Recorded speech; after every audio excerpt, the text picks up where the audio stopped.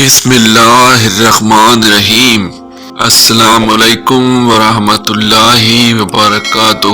عبادت کے 500 سال۔ فرشتہ جبرائیل علیہ السلام نے رسول اللہ صلی اللہ علیہ وآلہ وسلم کو ماضی میں ایک ایسے شخص کا واقعہ سنایا جس نے 500 سال تک مسلسل اللہ کی عبادت کی۔ اسے ایک پہاڑ کی چوٹی پر پناہ دی گئی جو نمکین پانی سے گھرا ہوا تھا، تاہم اللہ تعالیٰ نے اس شخص کے لیے پہاڑ سے میٹھے پانی کی ایک نہر جاری کی۔ آدمی اس پانی سے پیتا اور وضو کرتا۔ اللہ تعالیٰ نے انار کا ایک درخت بھی اگایا جس سے آدمی روزانہ ایک پھل کھاتا تھا۔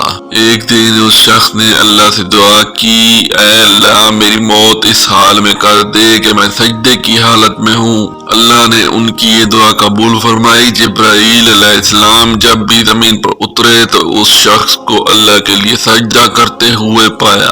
جبرائیل علیہ السلام نے فرمایا کہ قیامت کے دن اللہ تعالیٰ فرشتوں سے کہے گا کہ اس شخص کو اپنی رحمت سے جنت میں لے جاؤ۔ البتہ یہ آدمی اصرار کرے گا کہ وہ اپنے کیے ہوئے نیک اعمال کے ذریعے جنت میں داخل ہو جائے۔ پھر اللہ تعالیٰ فرشتوں سے کہے گا کہ اس کی نیکیوں کا موازنہ ان نعمتوں سے کرے جو اسے دنیا میں دی گئی۔ دیکھا جائے گا کہ اس کی 500 سال کی عبادت اس آنکھ کی بینائی کے برابر بھی نہیں جو اسے اللہ تعالیٰ نے عطا کی تھی۔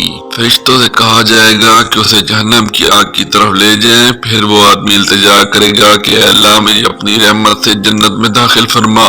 اس وقت اللہ اور اس آدمی کے درمیان درج ذیل بحث ہوگی۔ اللہ، اے میرے بندے تجھے کس نے پیدا کیا؟ نمازی، اے اللہ تو نے مجھے پیدا کیا۔ اللہ، کیا آپ کو آپ کے نیک اعمال کی وجہ سے پیدا کیا گیا ہے یا میری رحمت سے؟ نمازی، تیری رحمت کی وجہ سے۔ اللہ، آپ کو 500 سال عبادت کی توفیق کس نے دی؟ نمازی، اے اللہ آپ نے مجھے یہ صلاحیت عطا کی ہے۔ اللہ، آپ کو سمندر سے گھرے پہاڑ پر کس نے رکھا؟ کھارے پانی کے درمیان میٹھے پانی کی ندی کو کس نے بہایا؟ آپ کے لیے انار کا درخت کس نے اگایا؟ سجدے کی حالت میں تجھے موت کس نے دی؟ نمازی، اے جہانوں کے پالنے والے آپ نے یہ سب کچھ کیا ہے۔ پھر اللہ تعالیٰ فرمائے گا کہ یہ سب میری رحمت سے ہوا ہے اور تم بھی میری رحمت سے ہی جنت میں داخل ہوگے۔